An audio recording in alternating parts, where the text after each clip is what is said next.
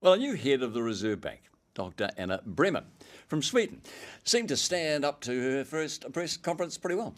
Yes, I reached out to some friends in Sweden yesterday and said, what do you make of her? The news back is she's very impressive and highly regarded and well rated in Sweden. So that's great. That's a good start. The one thing I'd say is that Sweden is a very, very different economy to New Zealand. It sits in the EU. It's got an independent reserve bank, but it's got the European Central Bank sitting right next to it. It's got all the challenges of geopolitics, not necessarily our challenges, but Russian, Ukrainian challenges.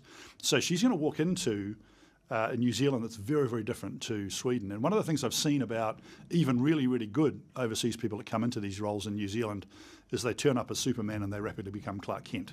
You know, they don't succeed. And that's not because they're useless. Actually, they're really good sometimes, but they don't get the circles and the networks together to understand what's going on. They don't understand the nuances of what is actually quite a small society here, certainly at senior levels.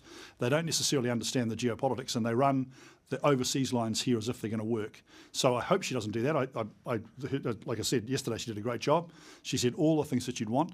The idea that she's saying we need to be more transparent, absolutely right. I think that's one of the big issues she needs to challenge, needs to solve. So I hope she does well, and certainly I will be trying to lean into that and trying to make sure that networks are built, and I'm sure everybody else will be saying the same thing. So here's hoping she succeeds, but it's not certain, and there is a risk that she comes out of Sweden and just doesn't hit it because of those issues I've just raised.